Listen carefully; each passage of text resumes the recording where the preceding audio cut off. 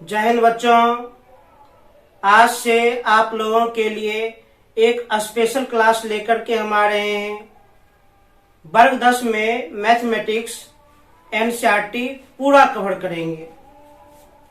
आप लोग जितने भी बच्चे हैं निश्चित रूप से इस वीडियो को देखें, जो आपके लिए काफी हेल्पफुल होगा।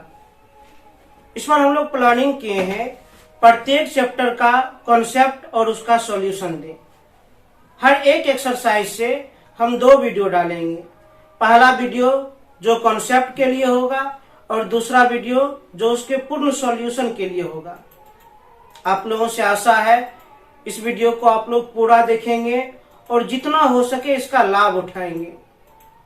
वीडियो देखने के पश्चात आप लोग पूरा प्रैक्टिस कीजिएगा, पूरा अभ्यास कीजिएगा, जिससे मैथ आपका बहुत इजी से इजी हो जाए।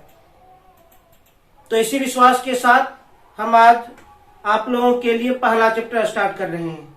ध्यान से देखना है, मन को एकाग्र करके देखना है, शांत होकर देखना है। पहला चैप्टर, आपका पहला चैप्टर है वास्तविक संख्याएं, रियल नंबर। वास्तविक संख्याएं, real number. NCERT exercise 1.1 full concept, class 10 mathematics.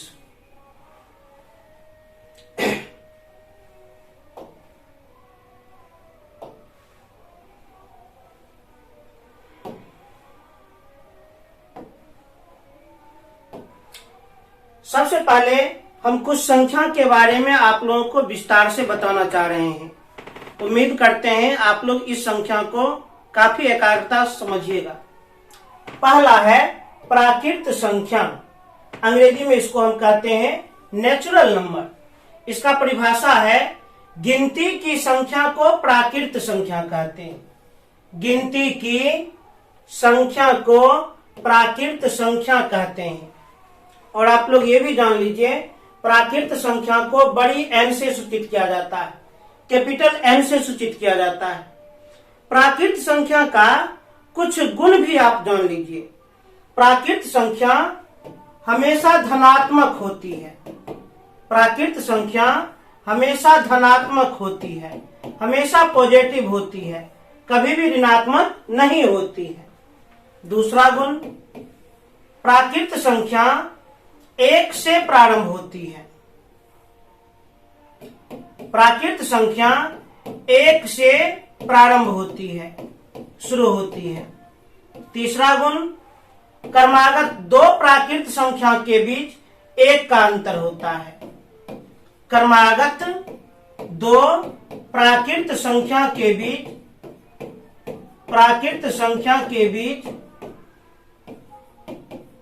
1 का अंतर होता है। 1 का अंतर होता है। 1 का अंतर होता है। और इसमें देख लिया जाए प्राकृत संख्या, गिनती की संख्या को प्राकृत संख्या कहते हैं।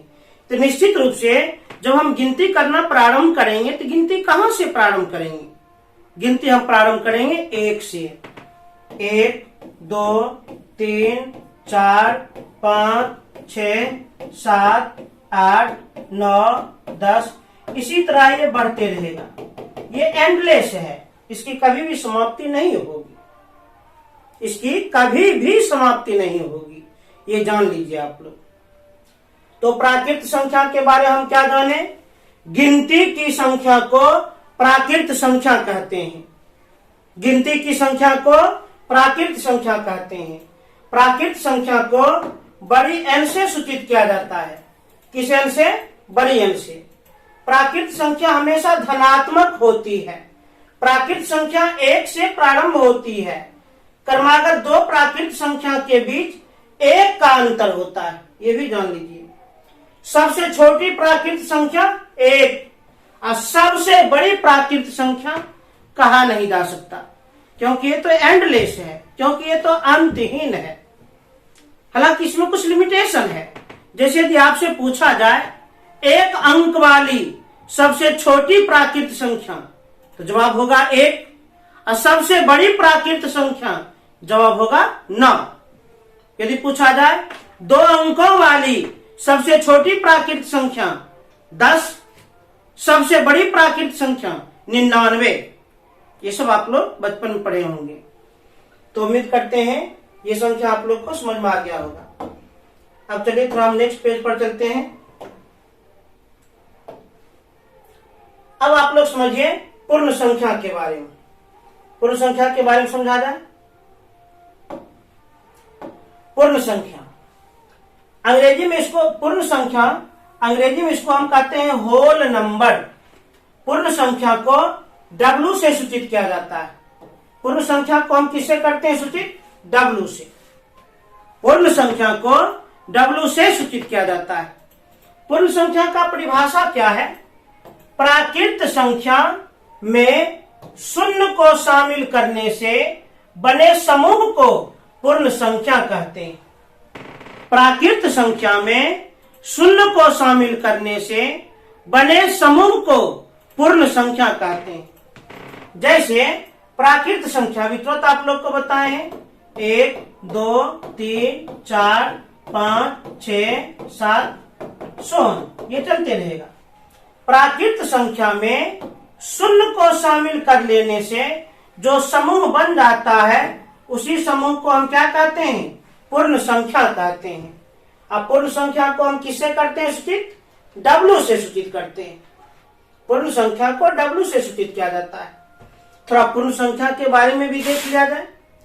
सबसे छोटी पूर्ण संख्या 0 है और सबसे बड़ी पूर्ण संख्या कहा नहीं जा सकता, क्योंकि ये भी तो एंडलेस है, क्योंकि ये भी तो अंतहीन है।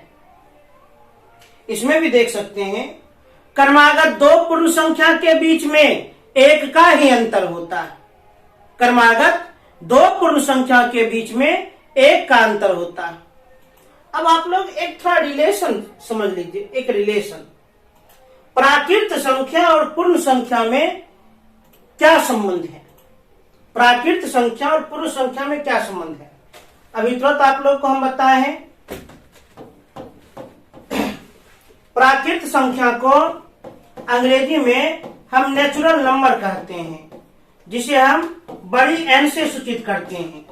परिभाषा बताए, गिनती की संख्या को प्राकृत संख्या कहते हैं। जैसे 1, 2, 3, 4, 5, 6, सोन, ये तो एंडलेस है।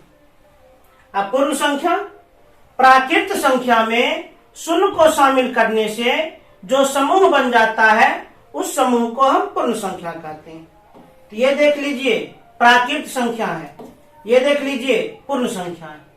अब दोनों में संबंध देखा जाए, दोनों में रिलेशन देखा जाए, एकदम एकाग्र होकर देखा जाए।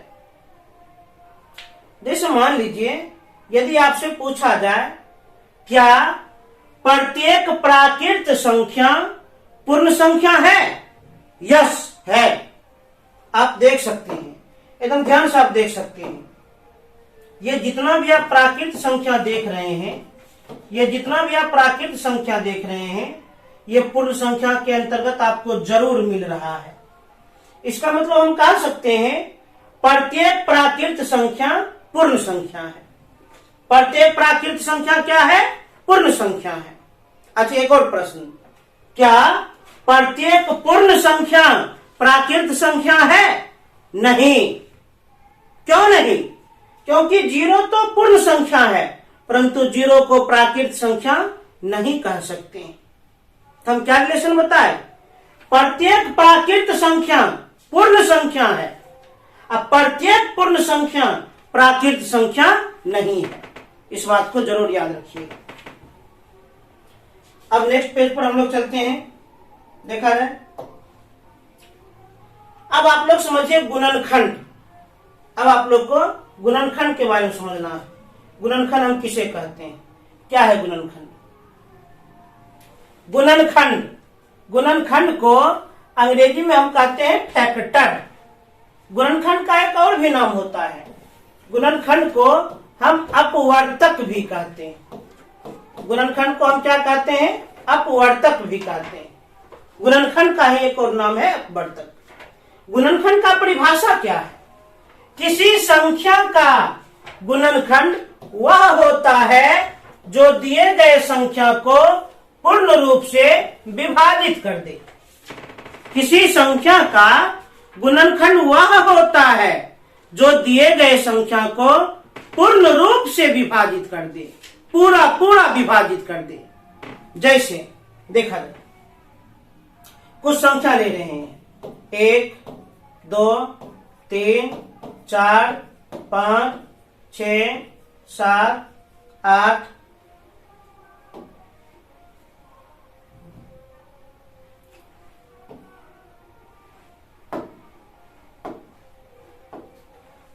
9 10 11 12 13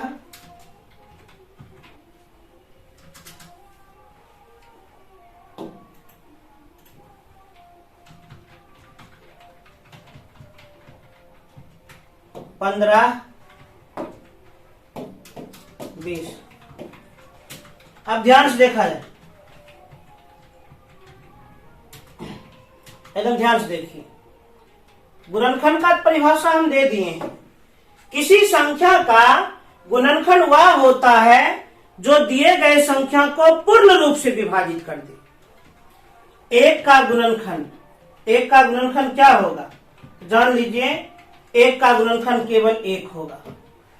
एक का गुणनखंड केवल और केवल क्या होगा, एक ही होगा। एक का गुणनखंड केवल और केवल क्या होगा, एक ही होगा।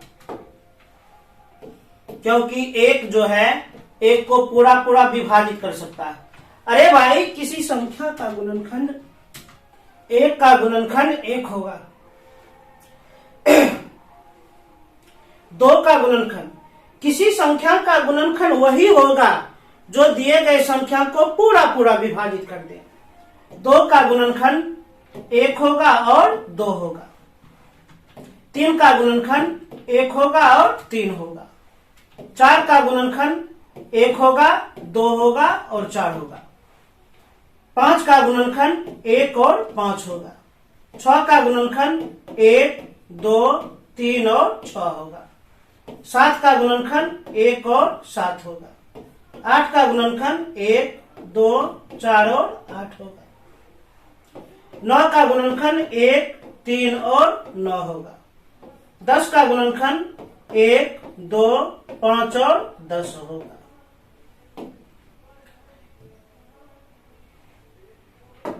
11 का गुणनखंड 1 और 11 होगा। 12 का गुणनखंड 1 2 3 4 6 और 12 होगा। 13 का गुणनखंड 1 और 13 होगा। 15 का गुणनखंड 1 3 5 15 होगा। 20 का गुणनखंड 1 2 4 5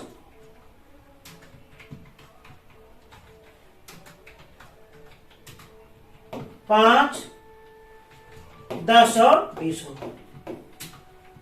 ध्यान दीजिए, किसी संख्या का गुणनखंड वही होता है जो दिए गए संख्या को पूरा पूरा विभाजित कर दे। अच्छा, 20 का गुणनखंड यही सब क्यों है?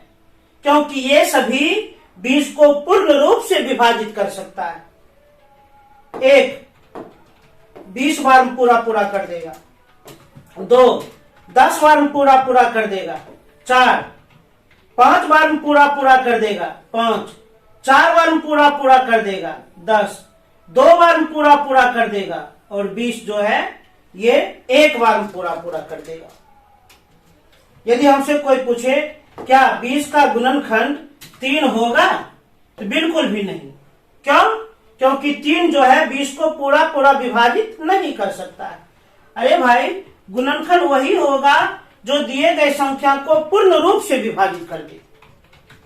किसी संख्या का गुणनखंड वही होता है जो दिए गए संख्या को पूर्ण रूप से विभाजित कर दे। अब आप लोग गुणनखंड का कुछ विशेष गुण देखिए। गुणनखंड का कुछ विशेष गुण देखिए, एकदम ध्यान से देखिएगा, पूरा एकाग्र मन से देखिएगा। आप जो भी संख्या को देख रहे हैं, सबका गुणनखंड क्या है? 1 है। सबका गुणनखंड 1 है। सभी संख्या का गुणनखंड 1 है। क्यों? एक सभी संख्या को पूर्ण रूप से विभाजित कर सकता है। एक बात और नोटिस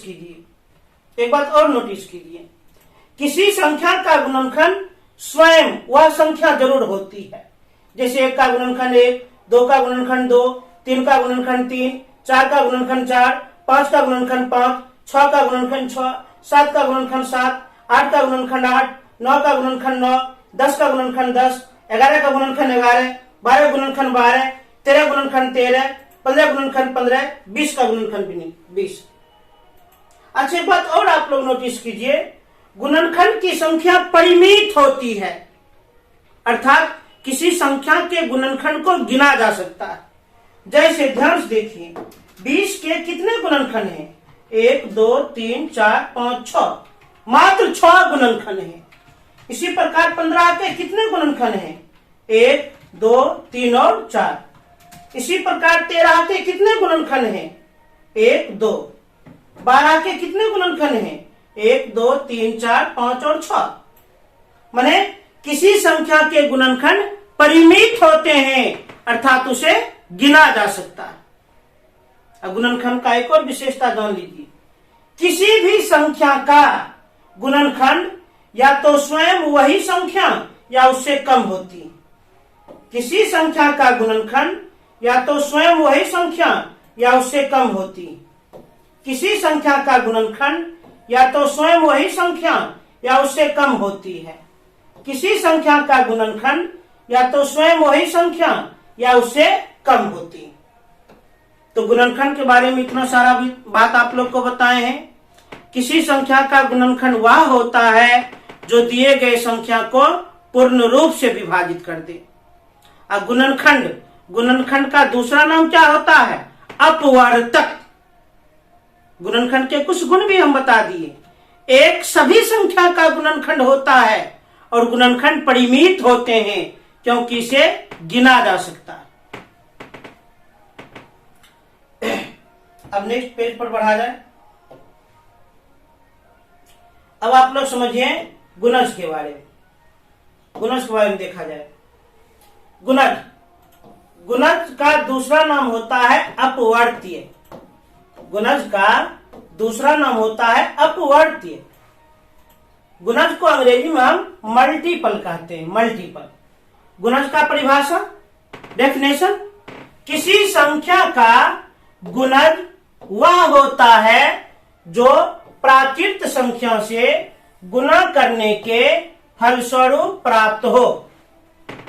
किसी संख्या का गुणज वह होता है जो प्राकृत संख्या से गुणा करने के फल स्वरूप प्राप्त हो। जैसे कुछ एग्जाम्पल से समझा जाए, जैसे 1, 2, 3, 4, 10, 20, 100। हमको गुणज बताना है, तो गुणज का भी हम परिभाषा क्या जाने? किसी संख्या का गुणज वह होता है जो दिए गए संख्या में प्राकृत संख्या को गुणा करने के फलस्वरूप प्राप्त हो। जैसे मानकर चलिए 1 का गुणज बताना है, आराम से बता देंगे। 1 को प्राकृत संख्या से गुणा करें। 1 को 1 से गुणा करेंगे 1, 2 से गुणा करेंगे 2, 3 से गुणा करेंगे 3, 4 से गुणा करेंगे 4, 5 से गुणा करेंगे 5। चूंकि प्राकृत संख्या कभी समाप्त नहीं होगा, कभी खत्म नहीं होगा, इसलिए गुणज भी कभी समाप्त नहीं होगा, गुणज भी एंडलेस होगा। इसी प्रकार हमें 2 का गुणज बताना है। जिस संख्या का गुणज बताना हो उस संख्या में प्राकृत संख्या से क्या कर दें? गुणा। जिस संख्या का गुणज बताना हो उस संख्या में प्राकृत संख्या से गुणा कर दें। जैसे 2 का गुणज बताना है, 2 में प्राकृत संख्या से गुणा करें। 2 में 1 से गुणा करेंगे 2, 2 से गुणा करेंगे 4, 3 से गुणा करेंगे 6, 4 से गुणा करेंगे 8, 5 से गुणा करेंगे 10। ना तो कभी प्राकृत संख्या समाप्त होगी, ना तो गुणज कभी समाप्त हो। इसी प्रकार 3 का गुणज बताना है।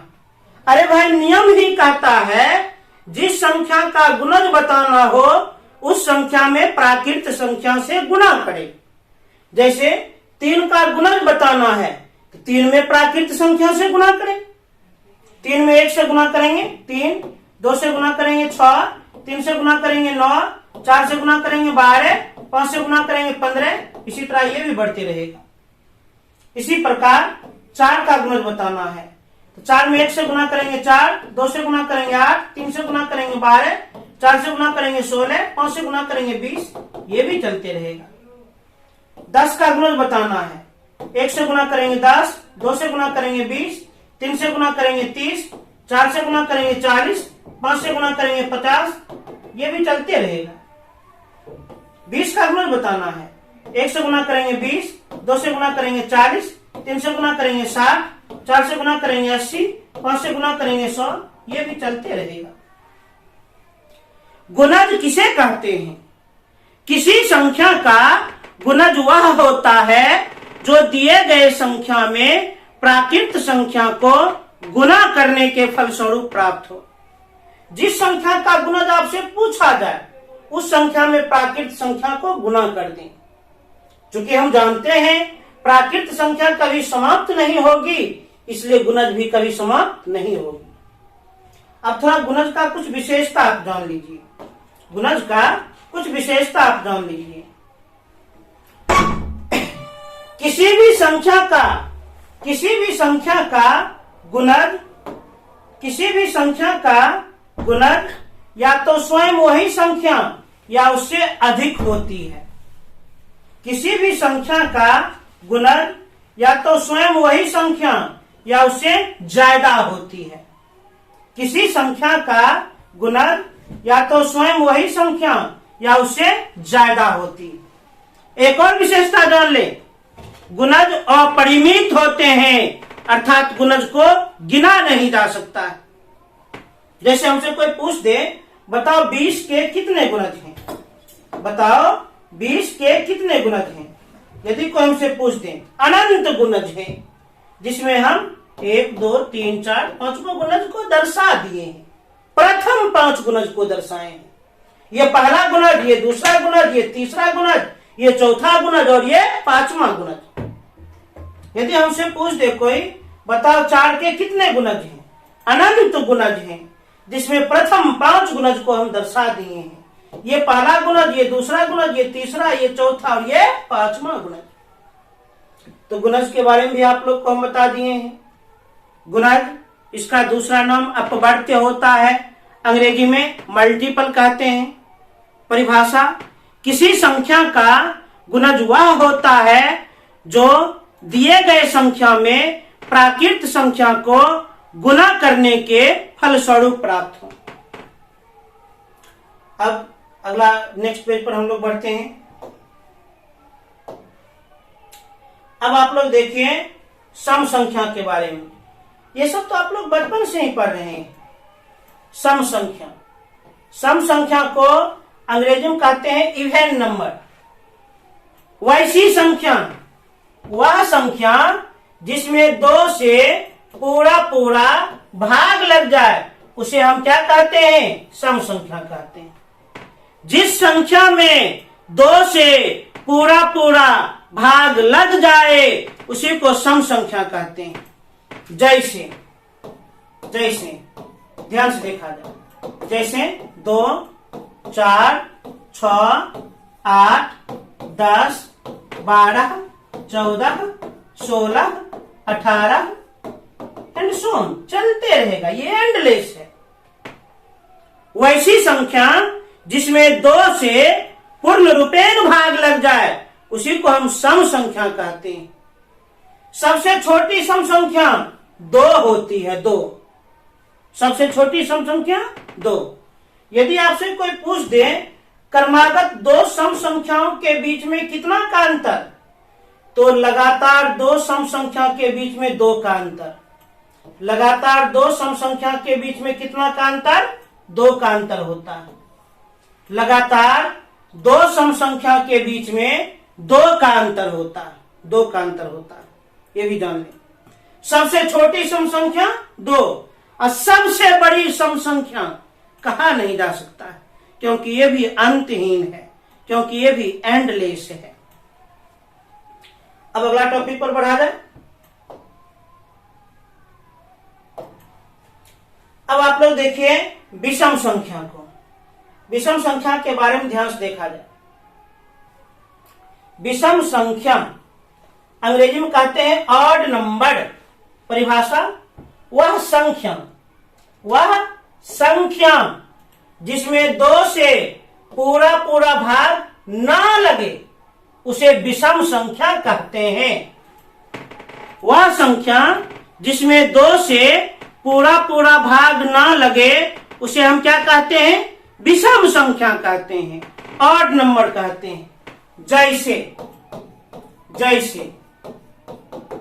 1, 3, 5, 7, 9, 11, 13, 15, 17 एंड सो ऑन। वैसी संख्या जिसमें 2 से पूरा पूरा भाग नहीं लगे उस संख्या को विषम संख्या कहते हैं, ऑड नंबर कहते हैं।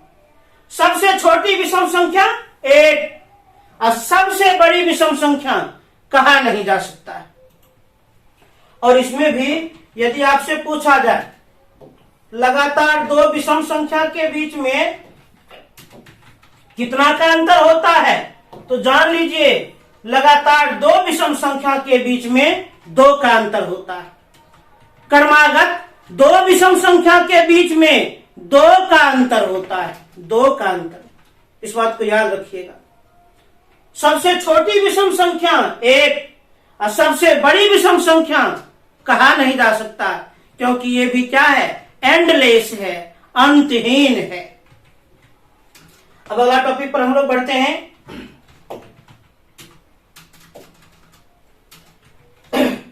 अब आप लोग समझिए अभाज्य संख्या के बारे में। बड़ा अच्छा टॉपिक आया है। अभाज्य संख्या के बारे में ध्यान से देखा जाए। अभाज्य संख्या, इसका एक और नाम होता है, इसको हम लोग रूढ़ संख्या भी कहते हैं। अभाज्य संख्या को ही हम क्या कहते हैं? रूढ़ संख्या। रूढ़ अंग्रेजी में इसको हम कहते हैं प्राइम नंबर। परिभाषा, वैसी संख्या जिसके केवल 2 गुणनखंड हो तो उसे अभाज्य संख्या कहते हैं। वैसी संख्या जिसके मात्र 2 गुणनखंड हो, जिसके केवल 2 गुणनखंड हो, उसी संख्या को हम क्या कहते हैं? अभाज्य संख्या कहते हैं। उसी संख्या को हम क्या कहते हैं? अभाज्य संख्या कहते हैं। जैसे ध्यान से देखा जाए, वैसी संख्या जिसके केवल 2 गुणनखंड हो उसे अभाज्य संख्या कहते हैं। जैसे कुछ हम अभाज्य संख्या लिखते हैं, जैसे 2, 3, 5, 7, 11, 13, 17, 19, 23। इसी प्रकार ये भी चलते रहेगा। ये जो भी आपको हम दर्शाए हैं ये सभी अभाज्य संख्या है। क्यों? क्योंकि इसके केवल 2 गुणनखंड है, मात्र 2 गुणनखंड। चेक कर लीजिए। 2 का गुणनखंड केवल 1 और 2 होगा। 3 का गुणनखंड केवल 1 और 3 होगा। 5 का गुणनखंड केवल 1 और 5 होगा। 7 का गुणनखंड केवल 1 और 7 होगा। 11 का गुणनखंड केवल 1 और 11 होगा। 13 का गुणनखंड केवल 1 और 13 होगा। इसी प्रकार 17 का गुणनखंड केवल 1 और 17 होगा। 19 का गुणनखंड केवल 1 और 19 होगा। 23 का गुणनखंड केवल 1 और 23 होगा। अरे भाई, किसी संख्या का गुणनखंड वही होता है जो दिए गए संख्या को पूरा पूरा विभाजित कर दे। 2 को केवल और केवल 1 और 2 ही पूर्ण रूप से विभाजित कर सकता है, और कोई भी विभाजित नहीं करेगा तो नहीं करेगा, बिल्कुल नहीं करेगा। अब आप ही देख लीजिए, एक नजर दे दीजिए थोड़ा। ये जो भी संख्या हम लिखे हैं, इस संख्या के केवल और केवल कितने गुणनखंड हैं? 2 गुणनखंड हैं। और जिस संख्या के केवल 2 गुणनखंड हो उस संख्या को हम क्या कहते हैं? अभाज्य संख्या। अच्छा, थोड़ा दोनों गुणनखंड को ध्यान से देखिए तो कुछ और निष्कर्ष निकल जाएगा। यदि आप दोनों गुणनखंड को ध्यान से देखिएगा, उसका पहला गुणनखंड निश्चित रूप से 1 मिलेगा, पहला गुणनखंड निश्चित रूप से 1 मिलेगा, जबकि दूसरा गुणनखंड स्वयं वही मिलेगा। 2 तो 2, 3 3, 5 5, 7 7, 11 11, 13 13। क्या देखे, पहला गुणनखंड 1 और दूसरा गुणनखंड स्वयं।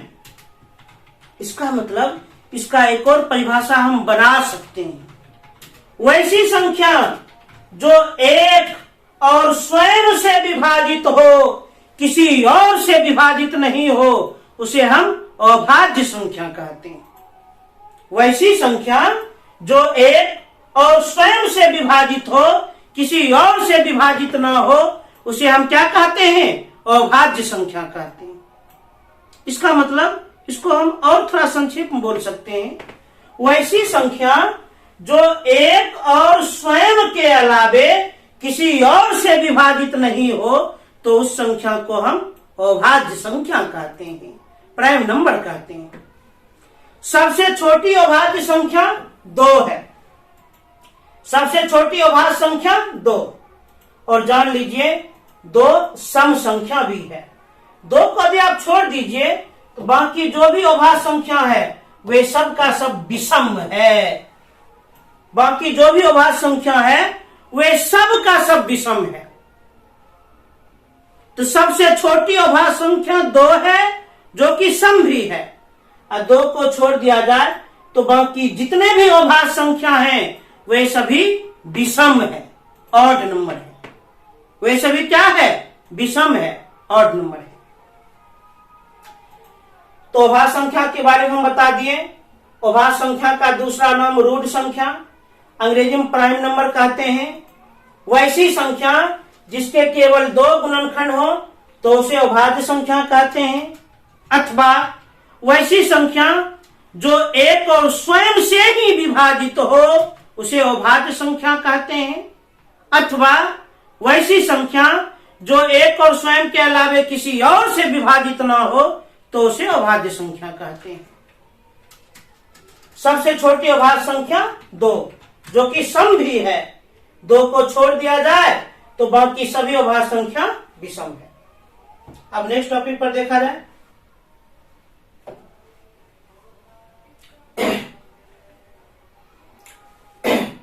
अब ध्यान से देखा जाए नेक्स्ट टॉपिक, भाज्य संख्या।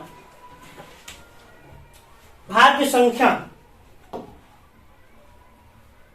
भाज्य संख्या, भाज्य संख्या को अंग्रेजी में हम कंपोजिट नंबर कहते हैं। परिभाषा, वैसी संख्या जिसके 2 से अधिक गुणनखंड हो तो उसे भाज्य संख्या कहते हैं। वैसी संख्या जिसके 2 से अधिक गुणनखंड हो, ज्यादा गुणनखंड हो, तो उसे हम भाज्य संख्या कहते हैं, तो उसे हम भाज्य संख्या कहते हैं। जैसे कुछ उदाहरण समझिए, जैसे 4, 6, 8, 9, 10, 12, ये जो भी देख रहे हैं ये सभी भाज्य संख्या है। क्यों? क्योंकि इसके 2 से अधिक गुणनखंड हैं, 2 से ज्यादा गुणनखंड हैं। हम लोग भाज्य संख्या पढ़ते, भाज्य संख्या को ध्यान समझा जाए। भाज्य संख्या अंग्रेजी में कहते हैं कंपोजिट नंबर। वैसी संख्या जिसके 2 से अधिक गुणनखंड हो तो उसे भाज्य संख्या कहते हैं। ये जो भी आप देख रहे हैं ये सभी भाज्य संख्या है। क्यों? क्योंकि इसके 2 से अधिक गुणनखंड हैं, 2 से ज्यादा गुणनखंड है। और अभी तो हम गुणनखंड समझाएं। किसी संख्या का गुणनखंड वह होता है जो दिए गए संख्या को पूरा पूरा विभाजित कर दे। 4 का गुणनखंड 1 2 4, 6 का गुणनखंड 1 2 3 और 6, 8 का गुणनखंड 1 2 4 और 8, 9 का गुणनखंड 1 3 और 9, 10 का गुणनखंड 1 2 5 और 10, 12 गुणनखंड 1 2 3 4 6 और 12। ध्यान से देख लो, ये जो भी आप नजर दे रहे हैं जो भी आप देख रहे हैं इसके एक से अधिक गुणनखंड आपको नजर आ रहा है। वैसी संख्या जिसके दो से अधिक गुणनखंड हो, दो से ज्यादा गुणनखंड हो, उस संख्या को हम क्या कहते हैं? उस संख्या को हम भाज्य संख्या कहते हैं। ये जो भी आप देख रहे हैं इसके दो से अधिक गुणनखंड हैं। कहने का अर्थ एक और स्वयं से तो विभाजित है, किसी और से भी विभाजित है। भाज्य संख्या की पहचान क्या होती है? एक और स्वयं से तो विभाजित होगी ही होगी, किसी और से भी विभाजित हो जाएगी। एक और स्वयं से तो विभाजित होगी, किसी और से भी विभाजित हो जाएगी, परंतु अभाज्य संख्या केवल एक और स्वयं से विभाजित होती है। अभाज्य संख्या एक और स्वयं से तो विभाजित होती है, परंतु और संख्या से भी विभाजित हो जाती है। तो भाज्य संख्या के बारे में डिटेल्स हम दे दिए। भाज्य संख्या को अंग्रेजी में कंपोजिट नंबर कहते हैं। परिभाषा, वैसी संख्या जिसके दो से अधिक गुणनखंड हो तो उसे भाज्य संख्या कहते हैं। ये जो भी आप देख रहे हैं ये सभी के सभी भाज्य संख्या है, क्योंकि इसके दो से अधिक गुणनखंड है। अब नेक्स्ट देखा जाए। अब आप लोग देखें सअभाज्य संख्या। सअभाज्य संख्या हम किसे कहते हैं? सअभाज्य संख्या अंग्रेजी में इसको हम कहते हैं को-प्राइम नंबर। परिभाषा, संख्याओं का वैसा युग्म, संख्याओं का वैसा जोड़ा जिसमें उभयनिष्ठ अभाज्य गुणनखंड न हो तो उस युग्म को सअभाज्य संख्या कहते हैं। संख्याओं का वैसा युग्म जिसमें उभयनिष्ठ अभाज्य गुणनखंड न हो तो उस युग्म को, उस पेयर को, उस जोड़ा को सअभाज्य संख्या कहते हैं। जैसे हम कुछ एग्जाम्पल देते हैं, कुछ उदाहरण देते हैं, एकदम ध्यान से देखिएगा। जैसे देखिए 4 और 25, 4 और 25 ध्यान से देखिएगा। अब आप 4 का भी गुणनखंड निकाल लीजिए, 4 का गुणनखंड 1, 2, 4। 25 का भी गुणनखंड निकाल लीजिए, आप निकाल सकते हैं 1, 5, 25। परिभाषा क्या कहता है? संख्याओं का वैसा युग्म जिसमें उभयनिष्ठ अभाज्य गुणनखंड ना हो तो उस युग्म को सअभाज्य संख्या कहते हैं। अब बात मिलाइए, क्या उभयनिष्ठ अभाज्य गुणनखंड है? मतलब क्या देख लीजिए, जो हम गुणनखंड निकाले हैं यदि एक को छोड़ दें, क्या कॉमन मिल रहा है? कॉमन नहीं मिल रहा है। इसलिए या जो युग्म है, या जो पेयर है, या जो जोड़ा है, इस जोड़ा को हम सअभाज्य संख्या कहेंगे। सअभाज्य संख्या का एक और पहचान है। सअभाज्य संख्या का महत्तम समापवर्तक निकालिएगा तो 1 निकलेगा। सअभाज्य संख्या का महत्तम समापवर्तक कितना निकलेगा? 1 निकलेगा। 1 निकाल कर देख सकते हैं। 25 को हम 4 से भाग लगा देते हैं, 4 छक 24, 1 कट गया, 1 चौक 4। अब आप देख सकते हैं महत्तम समापवर्तक कितना आ गया? 1। तो सअभाज्य संख्या का पहचान क्या है? महत्तम समापवर्तक 1 निकलेगा। महत्तम समापवर्तक 1 यदि आ गया तो उस पेयर को सअभाज्य संख्या कह सकते हैं। 1 नहीं आया तो उस पेयर को सअभाज्य संख्या नहीं कहेंगे। तो सअभाज्य संख्या का परिभाषा दिए, संख्याओं का वैसा युग्म जिसमें उभयनिष्ठ अभाज्य गुणनखंड ना हो तो उस युग्म को सअभाज्य संख्या कहते हैं। अथवा संख्याओं का वैसा युग्म जिसका महत्तम समापवर्तक 1 हो, जिसका महत्तम समापवर्तक 1 हो तो उस युग्म को, उस पेयर को सअभाज्य संख्या कहते हैं। अब नेक्स्ट देखा जाए। अब आप लोग समझिए परिमेय संख्या के बारे में। क्या है परिमेय संख्या? परिमेय संख्या अंग्रेजी में हम कहते हैं रैशनल नंबर। परिमेय संख्या को हम क्यू से सूचित करते हैं। परिमेय संख्या को हम किससे करते हैं सूचित? क्यू से। परिभाषा, वैसी संख्या जिसे p बटा q के रूप में लिखा जा सके परंतु q 0 के बराबर ना हो तो उसे परिमेय संख्या कहते हैं, रैशनल नंबर कहते हैं। वैसी संख्या जिसे p बटा q के रूप में लिखा जा सके परंतु q 0 के बराबर ना हो तो उस संख्या को परिमेय संख्या कहते हैं। इसी को हम ऐसे भी बोल सकते हैं, वैसी संख्या जिसे अंश तथा हर के रूप में लिखा जा सके परंतु हर 0 के बराबर ना हो तो उस संख्या को परिमेय संख्या कहते हैं। जैसे देख सकते हैं आप लोग 1, 2, 3, 4 ये सब का सब परिमेय संख्या है, क्योंकि इसके बट्टा में हम 1 लिख सकते हैं। अब इसका रूप देख लीजिए, इसका रूप p बटा q हो गया परंतु q 0 के बराबर नहीं है, इसका मतलब ये परिमेय संख्या है। इसी प्रकार -2, -3, -4, -75 ये सभी भी परिमेय संख्या है, क्योंकि इसके बट्टा में हम 1 लिख सकते हैं।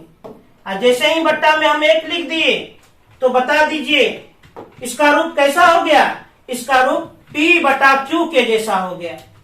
q 0 के बराबर नहीं है, इसका मतलब ये सभी क्या है, परिमेय संख्या है।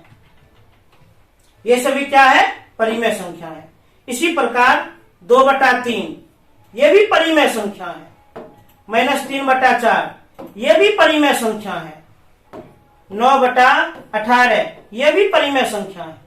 अरे भाई, परिमेय संख्या का पहचान क्या होता है, अंश और हर में होगा परंतु हर 0 के बराबर नहीं होगा। अच्छा देखो थे, -3 बटा 0 परिमेय है, बिल्कुल नहीं है, क्योंकि परिभाषा कहता है परिमेय संख्या अंश बटा हर के रूप में होना चाहिए, हर 0 नहीं होना चाहिए, परंतु यह तो हर ही 0 हो गया, यह तो नियम का ही पालन नहीं हुआ, अर्थात इसको हम परिमेय संख्या नहीं कहेंगे। अब परिमेय संख्या को ही बोलचाल की भाषा में हम क्या कहते हैं, भिन्न कहते हैं। भिन्न परिमेय संख्या को बोलचाल की भाषा में हम भिन्न कहते हैं। भिन्न तो परिमेय संख्या किसे कहते हैं, वैसी संख्या जिसे p बटा q के रूप में लिखा जा सके परंतु q 0 के बराबर ना हो तो उस संख्या को परिमेय संख्या कहते हैं, तो उस संख्या को रैशनल नंबर कहते हैं।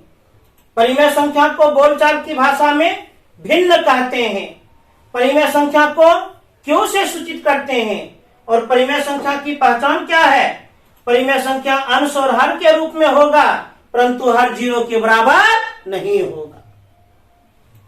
अब अगला टॉपिक देखा जाए।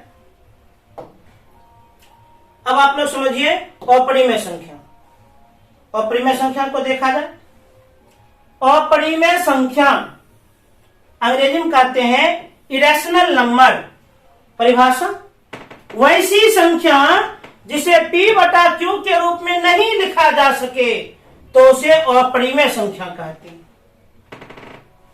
वैसी संख्या जिसे p बटा q के रूप में नहीं लिखा जा सके तो उस संख्या को हम अपरिमेय संख्या कहते हैं, तो उस संख्या को हम इरेशनल नंबर कहते हैं। जैसे ध्यान से देखा जाए, √2, √3, √5, √7, √8, √10 यहां तक कि पाई, ये जो भी आप देख रहे हैं ये सब का सब क्या है, अपरिमेय संख्या।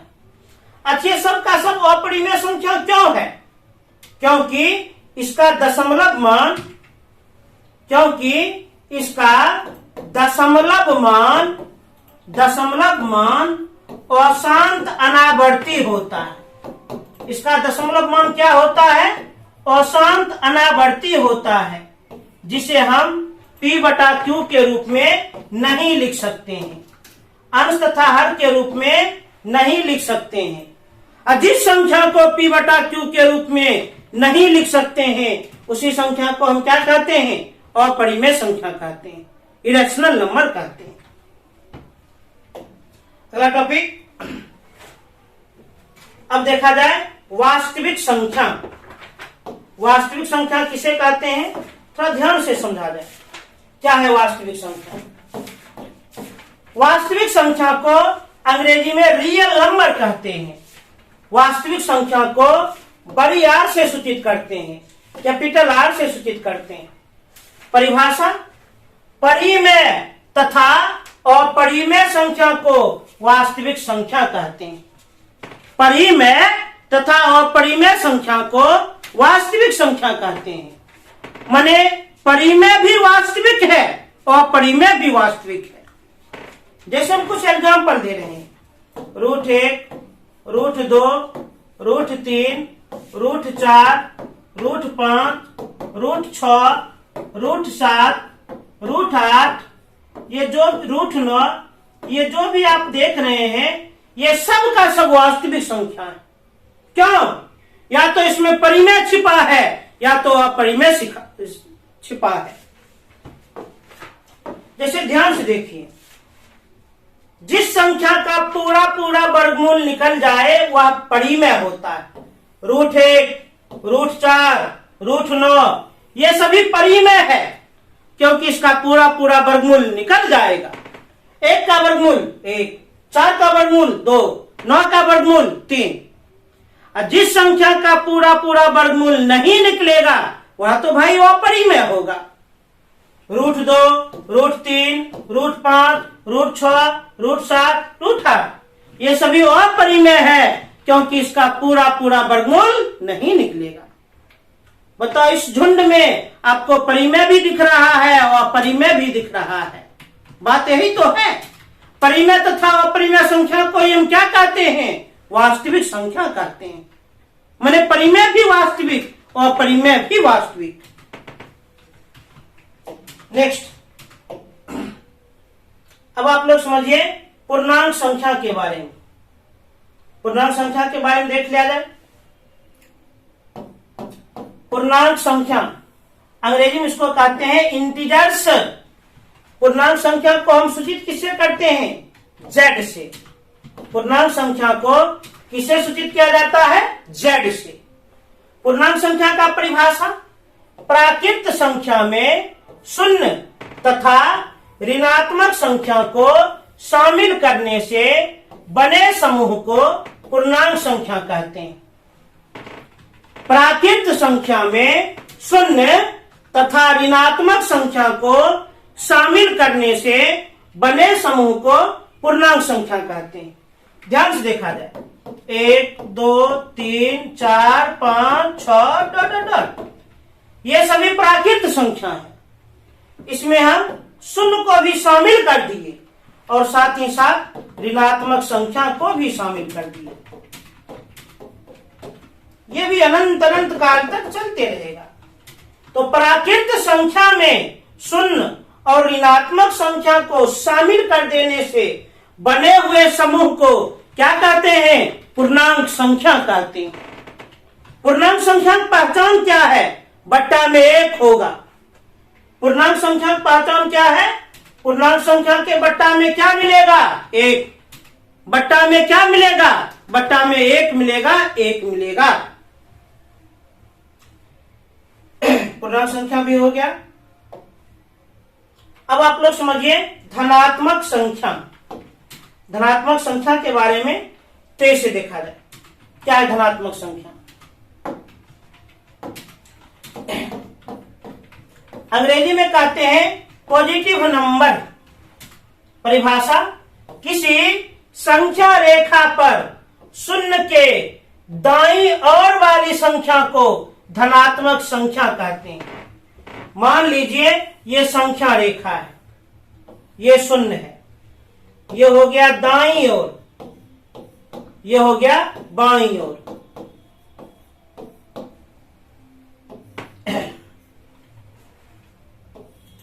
एकदम ध्यान से देखिए, 1, 2, 3, 4, 5, 6 चलते रहेगा भाई।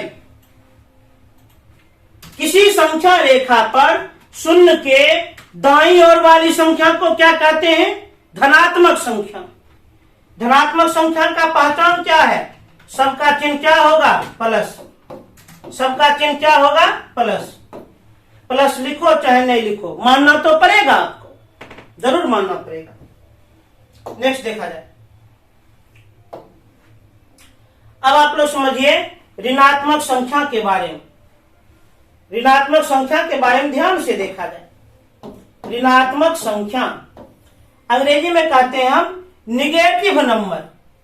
परिभाषा, किसी संख्या रेखा पर शून्य के बाईं ओर वाली संख्या को ऋणात्मक संख्या कहते हैं। किसी संख्या रेखा पर शून्य के बाईं ओर वाली संख्या को ऋणात्मक संख्या कहते हैं।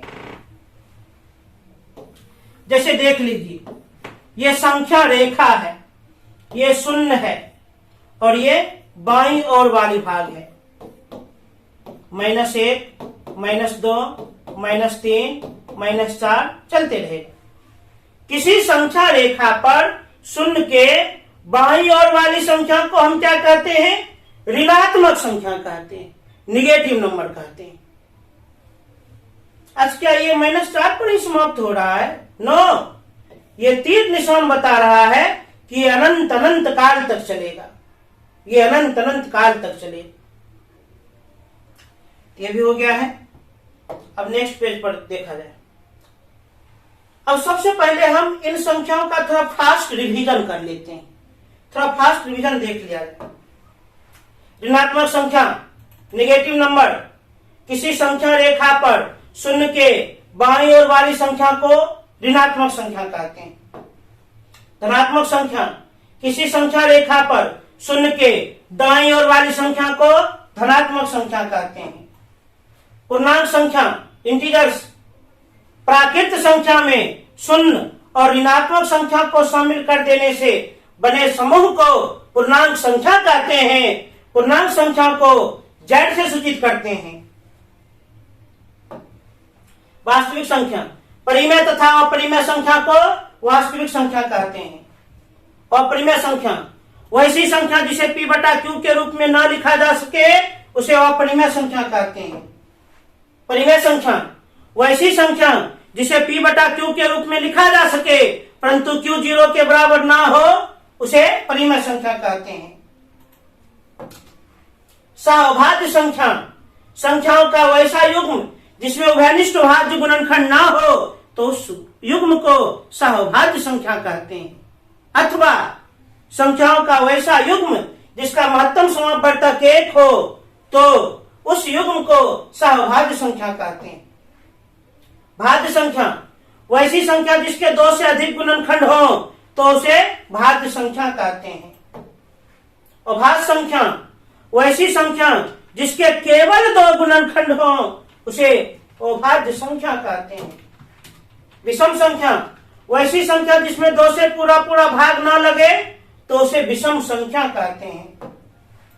सम संख्या, वैसी संख्या जिसमें 2 से पूरा पूरा भाग लग जाए उसे सम संख्या कहते हैं।